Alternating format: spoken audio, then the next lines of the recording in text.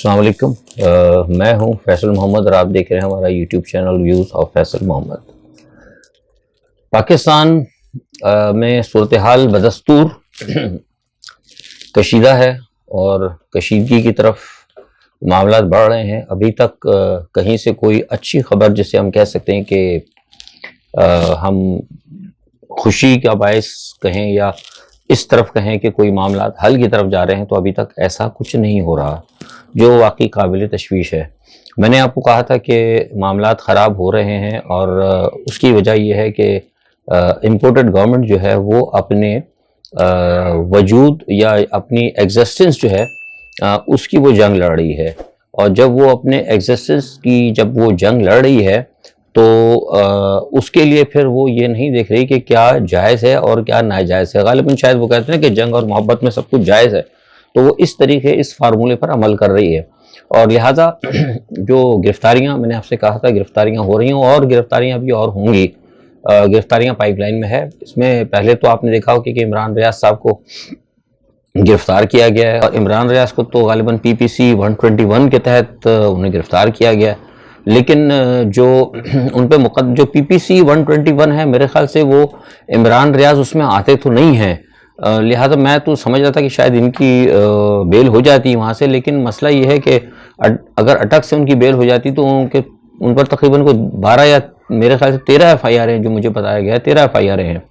तो अब वो अगर इस्लामाबाद में ही रहते तो ज़्यादा बेहतर था, मैं समझता हूँ। उन्होंने गलती की, क्योंकि आपको पता है कि यहाँ पे एक और नया मसला यहाँ पाकिस्तान में शुरू हो गया है कि अगर आपको मतलब कराची के अंदर या सिंध हाई कोर्ट अगर आपको बेल दे देती है और आप कराची के अंदर हैं तो आपको तो यहाँ से कोई नहीं गिरफ्तार कर सकता। तो फिर अगर गिरफ्तार करना है तो आपको कराची से अगवा करके लाहौर ले जाएंगे या किसी और जगह ले आएंगे और ले आकर वहाँ पे गिरफ्तारी डाल देंगे। बोलेंगे ये हमने तो सिंध हाई कोर्ट ने यहाँ पर पाबंद किया था, इनको इस्लामाबाद में या कराची में जो भी मतलब है, और ये तो हमने इनको जनाब वहाँ से फैसलाबाद से गिरफ्तार किया। तो ये जो है ना, ये एक मामला है। तो इस तमाम सूरत हाल के अंदर जो है उनको थोड़ा सा ख्याल करना चाहिए था और मोहतात रहना चाहिए था इमरान रियाज को। लेकिन बहरहाल मसला सारा ये है कि एक जहाँ तक मामला है ना गिरफ्तारी का, गिरफ्तारी तो बिलाशुबा मैं समझता हूँ कि गलत है। और लेकिन जो एक मामला ये है कि इमरान रियाज ने जो कुछ किया वो तो मैं समझता हूँ कि तहरीर और तकरीर की आज़ादी जो होती है दुनिया में किसी जगह भी, उस हवाले से वो इतना कोई बुरा नहीं था। लेकिन एक चीज़ आपको देखना चाहिए थी कि पाकिस्तान के अंदर का मतलब हर मुल्क में, मतलब अगर आप जर्नलिस्ट हैं अगर, तो आप अगर देखें कि किसी मुल्क का पैटर्न जो है, मतलब कहाँ तक वो आज़ादी को आपको इजाज़त देते हैं। और फिर एक ऐसे मुल्क में जहाँ के हमारे यहाँ तो भी तहरीर और तकरीर की आज़ादी है ही नहीं इतनी, और हमारे यहाँ तो ये होता है कि जिसके पास पावर होती है उसको मतलब तहरीर की भी आज़ादी है, उसको तकरीर की भी आज़ादी है, और जो अपोजिशन में होता है उसको फिर तहरीर और तकरीर दोनों पर ख्याल करना पड़ता है। तो यही बात है हमारे यहाँ, जो पाकिस्तान के अंदर जो सहाफ़ी बरादरी है वो भी बटी हुई है। अच्छा, इसमें इमरान रियाज को पहले भी मशवरा तो दिया गया था कि वो थोड़ा सा, आपको पता है जो गुज़श्ता दिनों जो इमरान खान साहब ने वहाँ एक अभी हालिया एक उन्होंने की थी रिजीम चेंज के जो एक सेमिनार था, उसमें जो इमरान रियाज ने जो कुछ बातें कही थी वो थोड़ा सा रेड लाइन क्रॉस वो कर गए थे। लेकिन मैं समझता हूँ रेड लाइन तो कभी हम भी क्रॉस करते हैं, मतलब हालांकि हम सहाफ़ी नहीं हैं, तज्जिया करते हैं, लेकिन कभी कभी हम पॉलिटिक्स में तो हमने बहुत दफ़ा रेड लाइन क्रॉस की। जिस वक्त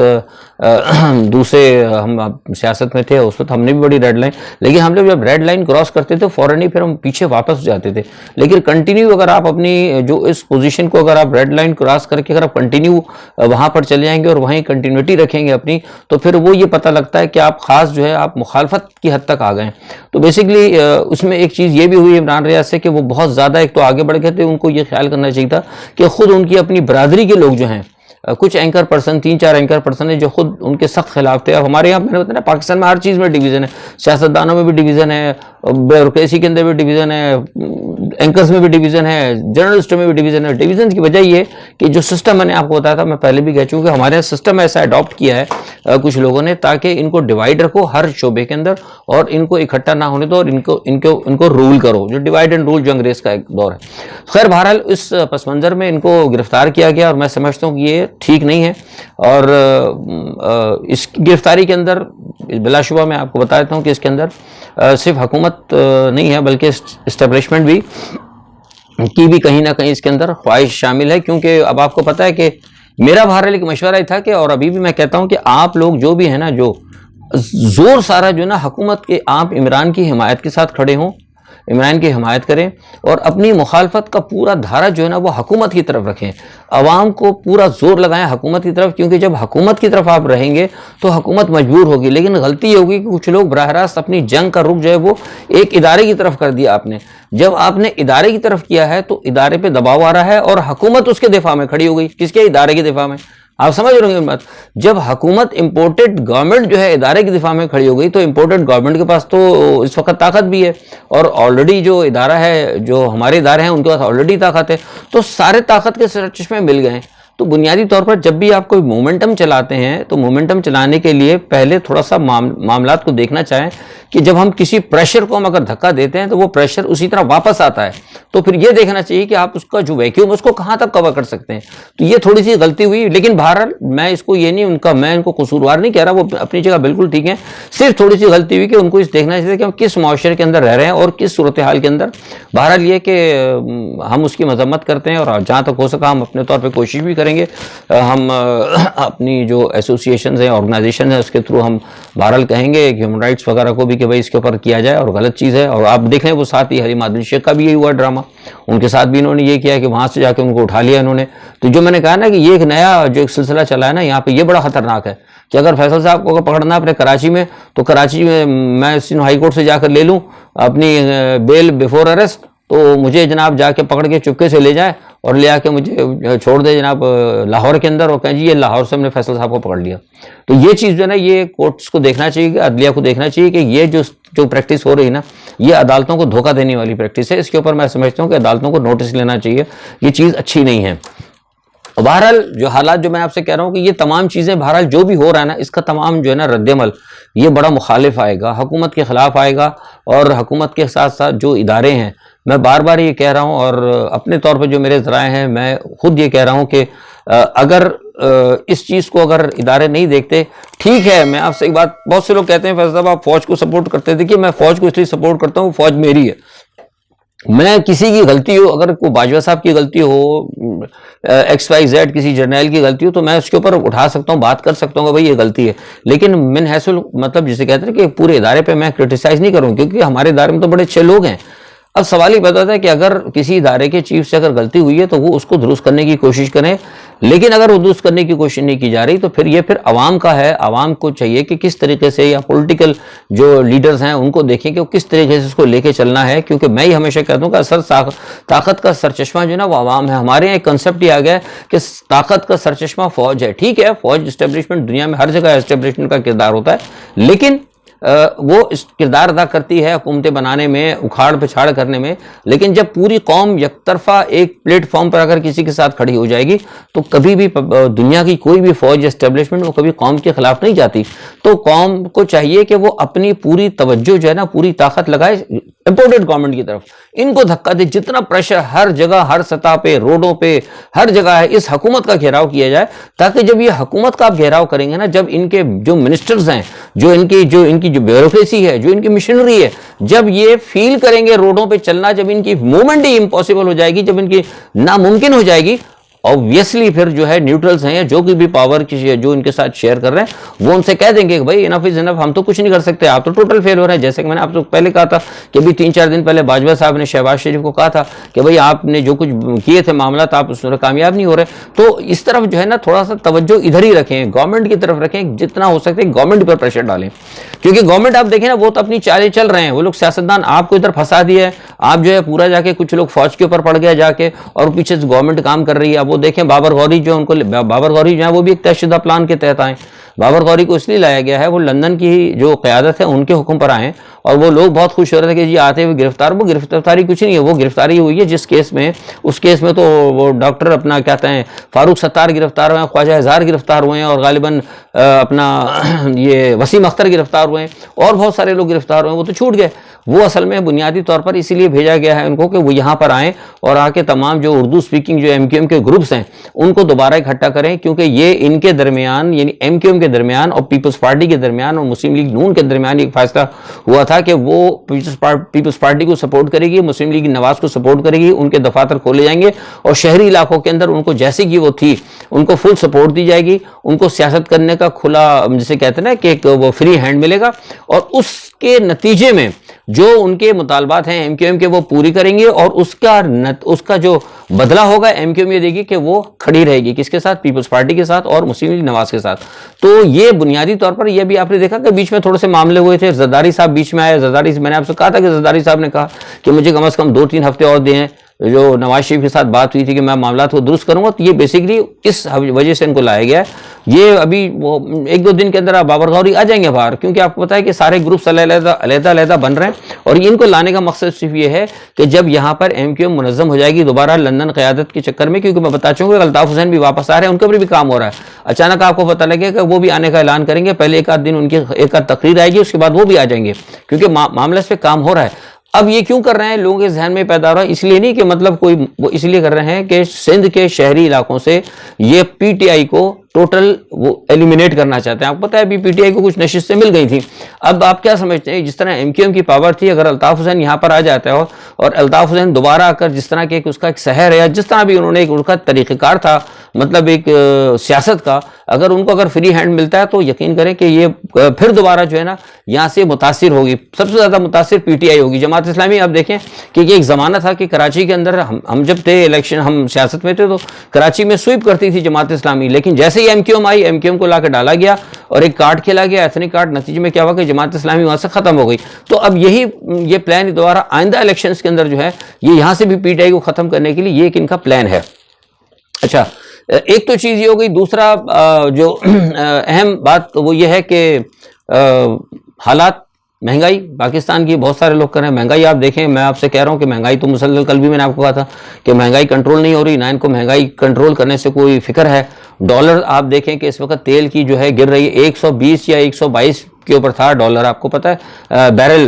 जो मतलब $122 के ऊपर चला गया था, और वो गिर के जनाब इस वक्त, मैं अब जब इस वक्त आपसे बात कर रहा हूँ तो इस वक्त 98 के ऊपर आ चुका है। तो लेकिन पाकिस्तान के अंदर वही मिल रहा है। मजे की बात यह है कि हम असल में बुनियादी तौर पर जो ये इम्पोर्टेड गवर्नमेंट लाई गई ना, ये पाकिस्तान के आवाम के लिए कोई काम नहीं कर रही, ये काम सिर्फ और सिर्फ बैरूनी एजेंडे पे, जो कि इस वक्त मैंने आपको बताया था कि रूस के साथ इलाके के अंदर जो नई सबबंदियाँ हो रही हैं, उसके अंदर कहाँ कहाँ पाकिस्तान से वो अकॉर्डिंग टू दी पाकिस्तान की स्ट्रेटेजिक पोजीशन, वो पाकिस्तान से कहाँ कहाँ मफाद हासिल कर सकते हैं, इस वक्त जो है अमेरिका को इस्तेमाल कर रहा है। आज सुबह क्या कहते हैं, डोनाल्ड अपने जो हैं आपका अमेरिकन हमारे एम्बेसडर जो हैं ब्लूम, वो गए हैं पाकिस्तान की वजारत खारजा के दफ्तर में, और वहाँ जाके उन्होंने कुछ बातें की। अभी मैं आप कुछ वजह है मैं आपको नहीं बता रहा, 2 दिन बाद बता दूंगा, लेकिन मुझे पता है वो क्या बातें हुई। कुछ चीज़ें उन्होंने पेश की जिसकी वजह से कि इनको कुछ यकीन दहानी नहीं हो पा रही थी। कुछ मुतालबात थे डू मोर की, मैं खुल के बात कर रहा हूँ, लेकिन मैं नहीं बताऊंगा, कुछ थोड़ा सा मसला है।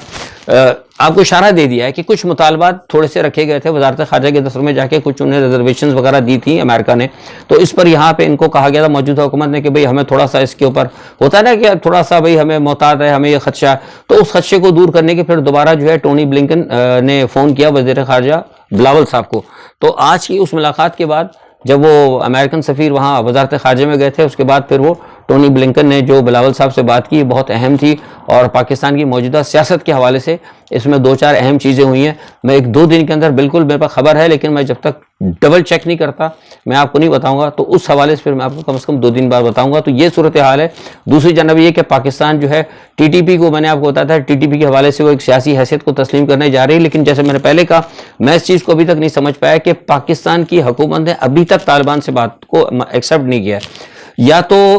वो एक अमेरिका से बात कर लें खुल कर के भाई हमने क्या करना है, या तो अब टीटीपी, मतलब पाकिस्तान बीच में फंस के रह गया। तालिबान ये कहते हैं कि जब मैंने बताया कि तालिबान इस वक्त पाकिस्तान के साथ नहीं है, मैंने आप कोयले की आपको मिसाल बता दी थी कि कोयला जो है वो $90 से वो $200 के ऊपर ले गए। वो कहते हैं, मैंने तालिबान से जो काबुल में लोगों उनसे बात की थी, वो जी पाकिस्तान से अब हमारी कोई दोस्ती वोस्ती की बात नहीं है, बस हमारा पड़ोसी मुल्क है, तिजारती बात करे खुल के। वो कहते हैं दोस्त की कोई बात नहीं है, दोस्त यार जो पड़ोस वाली जो हम एक्सपेक्ट कर रहे थे ना कि मतलब ये हो जाएगा, वो ऐसा कुछ अब नहीं है। ठीक है, तो अब वो ये है कि या तो हुकूमत पाकिस्तान खुल के उनसे बात करे, पहले तालिबान की हुकूमत को तस्लीम करे, उसके बाद फिर टीटीपी को कहे और टीटीपी के साथ माहिदा करके तालिबान को जामिन बनाए कि भाई ठीक है, हम आपको तस्लीम कर रहे हैं, बुनियादी तौर पर तालिबान हुकूमत को तस्लीम करते हैं, यहाँ सिफारत खाना खोलते हैं, आप टीटीपी को रोकें और फिर उसके अंदर फिर गारंटर्स वगैरह लें, लेकिन ऐसा कुछ भी नहीं हो रहा। पाकिस्तान जो है बिल्कुल तनहा होता जा रहा है। कि अफगानिस्तान भी खिलाफ हो गया आपके, और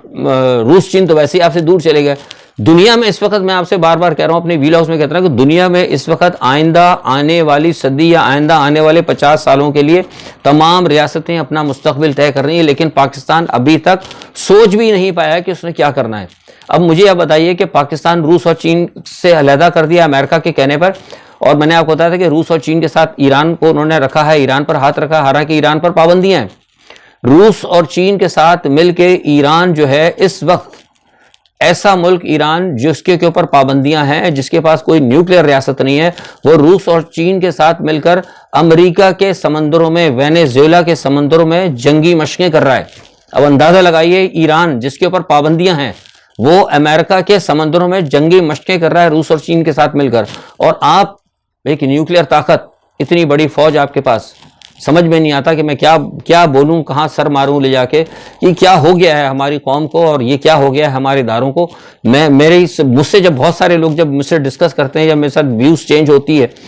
टेक्स्ट के ऊपर, तो फिर मैं समझ में नहीं आता। ये लोग पूछते भी हैं, मेरे पास टेक्स्ट आते हैं, मैसेजेस आते हैं कि भाई ये क्या हो रहा है। तो वहां फिर मेरे पास सिवाय जो है ना एक मुंह बनाने के या कंधे उचकाने के अलावा कोई चीज नहीं होती इंसान के पास, क्योंकि एक चीज ऐसी नजर आ रही है, दुनिया में बड़े बड़े काम हो रहे हैं। और दूसरा, इसी तरह आप देख रहे हैं कि इस वक्त चीन इतनी बड़ी ताकत बनता जा रहा है। हमने चीन को नाराज किया, चीन नाराज है। आपको मैं बताऊं कि इस वक्त चीन ने अपना स्पेस स्टेशन जो है ना कायम करने पे काम शुरू कर दिया है, और मुझे तवक्को है, जो मेरे पास, मुझे नहीं पता पाकिस्तान के तो किसी अखबार में, किसी टीवी चैनल पे ये खबर नहीं चली और चलती भी नहीं है, क्योंकि उनको ऐसी चीजें बतानी भी नहीं है जो हमारी पॉलिसी थी। जब हमने किसी मुल्क को दूर करना होता है तो फिर हम उसकी खबरें नहीं देते, लेकिन मेरा फर्ज है कि आपको बताऊं, चीन अपना स्पेस स्टेशन जो कायम कर रहा है 2023 के आखिर तक, मुझे लगता है कि 2023 या मिड 2024 के अंदर वो अपना स्पेस स्टेशन कायम कर लेगा। और ये स्पेस स्टेशन में बड़ी तेजी से काम हो रहा है। आपको पता नहीं 2022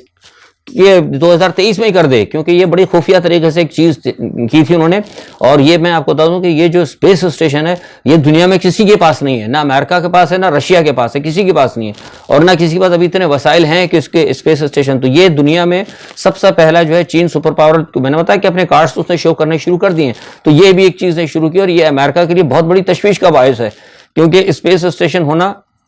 बहुत बड़ी ताकतवर का एक मतलब, आप समझ लें कि दुनिया के अंदर तमाम मामला, सारी दुनिया के तमाम जितने भी मामला हैं, जो भी सैटेलाइट्स हैं, जासूसी वगैरह, सारी दुनिया का नेटवर्क जो है ना वो फिर चीन के कंट्रोल में आ जाएगा। अच्छा, एक तरफ तो ये सूरत हाल है, दूसरी तरफ ये है कि बोरिस जॉनसन, हमारे पाकिस्तान, इमरान खान साहब के बड़े अच्छे दोस्त, उनका भी संघासन लग रहा है, मुझे डोलने लगा है, क्योंकि 13 वजीर तो जो जाके उनकी तख्त में इस्तीफा दे चुके हैं। एक उनकी गलत एक मिस्टेक हो गई थी, उन्होंने कुछ गलत मतलब क्या कहते हैं अपॉइंटमेंट्स वगैरह की थी, और उसकी वजह से एक के बाद और दो के, अंदाजा लगाइए इस कौम के अंदर कि सिर्फ एक चीज की गलत अपॉइंटमेंट करने की वजह से 2 गलतियां, पहले भी उन्होंने कुछ गलती की थी। आपको पता है वो ये जो वैक्सीन का इशू हुआ था, उसके ऊपर उन्होंने कुछ थोड़ी सी डिलीवरीज वगैरह के अंदर गड़बड़ कर दी थी, तो उस पर कौम नाराज हुई। और उसके बाद फिर ये, यानी अंदाजा लगाइए कि बरतानिया जैसा ताकतवर मुल्क, उसके ऊपर उसका वजीर आजम बरतानिया का वजीर आजम बहुत ताकतवर होता है, वो अगर एक गलती करता है तो उसके लिए उसकी हुकूमत जाने लगती है। और हमारे पास वजीर आजम गलतियों पे गलतियां, मतलब जिसे कहना गलतियां समंदर होता है गलतियों का, लेकिन कोई पुरसाने हाल नहीं होता। और जब मुल्क को लूटता भी है, गलतियां करता है, उसके बाद फिर उसके सर के ऊपर हम इज्जत का ताज रख देते हैं, कहते हैं आप आइए दोबारा वजीर आजम बन जाए। तो ये सारी चीजें जो मैं आपको बता रहा हूं अपने तज्ज़िये में सोचने वाली बात है। इमरान खान ने जो कौम को शऊर दिया वो इन्हीं चीजों का शऊर दिया था। तो बुनियादी तौर पर यह है फर्क हमारा और दूसरे मुल्कों का, और इसीलिए दूसरे मुल्क आज तक तरक्की, पाकिस्तान के बाद आज़ाद होने वाले मुल्क आज दुनिया में कहाँ पहुँच चुके हैं, लेकिन आज हम अभी तक इस उसमें फंसे हुए मखमसे में कि हमारे पास सियासी निज़ाम कौन सा होना चाहिए, सियासी होना चाहिए, सदारती होना चाहिए। हमारे पास अभी तक लोगों के पास इलेक्ट्रिक नहीं है देने के लिए, और दूसरे तमाम मुल्क पता नहीं कहाँ से कहाँ पहुँच गए। तो ये सारी चीज़ें हैं देखने वाली। और दूसरा, रूस यूक्रेन बड़ा अहम इशू है, दबादब वहाँ पे जंग बड़ी जोरों पे चल रही है, रूस फतूहात करता हुआ आगे जा रहा है। और मैंने आपको बताया था कि स्वीडन फिनलैंड के हवाले से तो तुर्की ने बड़ी गलती की, मेरे तई तो बड़ी गलती की तुर्की ने हट के, अगर वो स्वीडन और फिनलैंड को ब्लॉक लगा रखता तो ज़्यादा बेहतर था। लेकिन तुर्की ने सिर्फ ये कहा था कि वो वहाँ पे जो उनके कुछ कैदी वगैरह हैं उनको वापस कर दें और ये कर दें। बहरहाल पता नहीं वो करते नहीं करते, मुझे तो नहीं लगता, लेकिन इस शर्त के ऊपर तुर्की ने विड्रॉ किया था। जो स्पेन के अंदर जो मीटिंग हुई थी उसके बाद ये हुआ कि स्वीडन और फिनलैंड जो है शामिल हो गए, क्योंकि कल सॉरी आज सुबह जो है 30 ममालिकों ने दस्तखत कर दी, यानी अब वो क्लियर हो गई दस्तावेजात। अब अगर तुर्की का हट भी जाए तो अब कुछ नहीं होता, स्वीडन और फिनलैंड जो है वो नेटो में आ जाएंगे। तो मैं समझता हूँ ये भी तुर्की की मेरे नज़दीक एक गलती है, क्योंकि आगे जब वो सल्तनत उस्मानिया का मसला चलेगा तो सल्तनत उस्मानिया में कहीं ना कहीं मैं समझता हूं कि एक ब्लेंडर मिस्टेक हुई है, कहीं ना कहीं रूस की हिमायत इनको जरूर होगी, क्योंकि अगर सल्तनत उस्मानिया बनती है तो उसमें कुछ इलाके वो भी आते हैं जो नेटो के अंदर हैं। तो मुझे नहीं पता कि ये क्या इनका फैसला था, तैयब उर्दुगान ने क्या सोचा है। बहरहाल ये सारी दुनिया की सूरत हाल थी। पाकिस्तान की सूरत हाल भी मैंने आपको बता दी। इमरान खान साहब डटे हुए हैं और कौम को चाहिए कि उनके साथ डटे रहें। और बहरहाल खतरा पाकिस्तान के अंदर इमरान खान को खतरा है, इमरान खान के साथ मजीद दूसरे लोगों को भी खतरा है, और कशीदगी मजीद बढ़ेगी, और ये कशीदगी आपको बढ़ती हुई नजर आएगी और गिरफ्तारियां भी होंगी। आज के लिए इतना ही। कल जो भी सूरत हाल होती है अपना तज्जिया लेकर आलमी और पाकिस्तान की सूरत पर जरूर हाजिर होंगे। अपना बहुत ख्याल रखिएगा। अल्लाह हाफिज़।